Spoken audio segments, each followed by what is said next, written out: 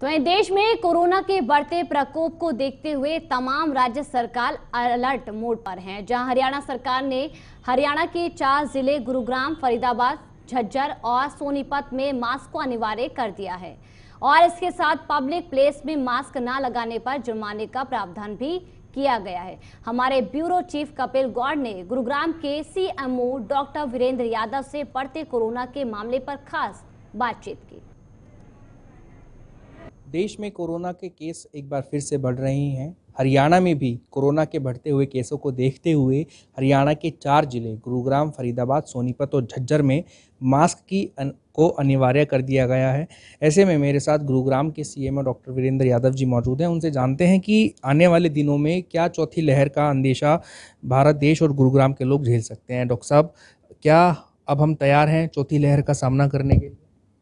अभी तो ज़्यादा जल्दी होगी ये कहना कि फोर्थ वेव आ रही है या आने वाली है, क्योंकि अभी पिछले अगर मैं 5 दिनों या 1 हफ्ते की भी मैं बात करूं तो केसेस डेफिनेटली राइज हुए हैं, बिल्कुल केसेस में इजाफा हुआ है। लेकिन अगर मैं कहूँ एक्सपोनेंशियल अगर ग्रोथ कहूँ या बहुत ज़्यादा संख्या में केसेस नहीं बढ़ रहे हैं, क्योंकि कोविड में केसेस जो हैं वो बहुत तेज़ी से बढ़ते हैं। ऑलमोस्ट अगर पहले जो 50 के आसपास थे, फिर 100 से 150 के बीच में रह रहे हैं, अभी 200 के आसपास चल रहे हैं। लेकिन बिल्कुल क्योंकि कोविड अप्रोप्रिएट बिहेवियर कहूँ या मास्क की लेक्सिसिटी जो पीछे से की गई थी कि मास्क मैंडेटरी नहीं रहा था, उसकी वजह से केसेस में इजाफा हो रहा है।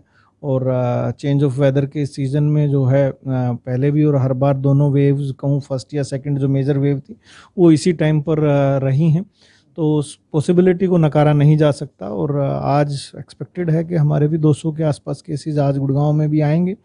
और जैसा कि आपको मालूम है कि कल ही मास्क को लेके एक बार दोबारा से मैंडेट जारी कर दिया है और मास्क एक बार फिर कंपलसरी कर दिया। अगर आप मास्क पब्लिक प्लेस में नहीं पहनेंगे तो आपको 500 रुपये का जुर्माना देना पड़ेगा।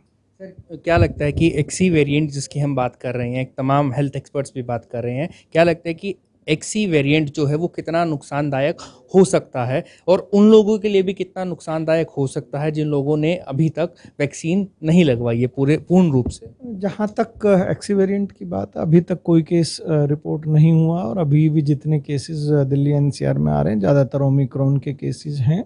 एक्सी वेरिएंट अभी तक इस रीजन में रिपोर्ट नहीं हुआ। हमने जीनोम सीक्वेंसिंग के लिए ऑलरेडी भेजा हुआ, उसमें भी एक्सी वेरिएंट अभी तक डिटेक्ट नहीं किया गया।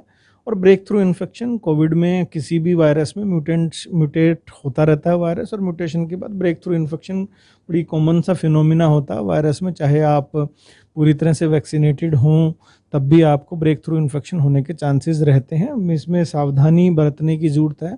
नैतिक जिम्मेवारी अब आम जन की कहूँ या पब्लिक की कहूँ वो इस वक्त आ चुकी है, क्योंकि कोविड अप्रोप्रिएट बिहेवियर के साथ साथ आपको इस जीवन में आगे चलना पड़ेगा। सर, आप भी तमाम डीसी साहब के साथ मीटिंग में मौजूद रहते हैं, क्या लगता है आपको कि आने वाले समय में एक बार फिर से नाइट कर्फ्यू या लॉकडाउन जैसी स्थिति पैदा हो सकती है? नहीं, ऐसा कोई स्थिति नहीं है। मैंने अभी बताया, समाज को अपनी नैतिक जिम्मेवारी समझनी पड़ेगी, कोविड अप्रोप्रिएट बिहेवियर अपनाएं और मास्क का प्रयोग करें। लॉकडाउन और ये सब चीज़ें अभी बहुत दूर की बातें हैं और ना ही ये संभव है अभी ये सब चीज़ें जो हैं, क्योंकि अगर हम किसी भी पब्लिक प्लेस पर अगर अपने आप को सुरक्षित रखते हैं तो आप अपने परिवार को भी सुरक्षित रखते हैं। सबसे बड़ा हथियार जो है मास्क है। वैक्सीनेशन के साथ साथ मास्क का प्रयोग करें तो आप कोविड से बच सकते हैं। तो हरियाणा के गुरुग्राम में एक बार मास्क को अनिवार्य फिर से कर दिया गया है, क्योंकि जिस प्रकार से कोविड के मामले बढ़ते नज़र आ रहे हैं, ऐसे में लोग बेपरवाह हो गए थे, लापरवाह हो गए थे, मास्क को लगाना छोड़ दिया था और शायद यही वजह है कि मास्क को अनिवार्य किया गया है। अगर ऐसा नहीं पाया जाता है तो चालान का प्रावधान भी किया गया है। कैमरा पर्सन अमित के साथ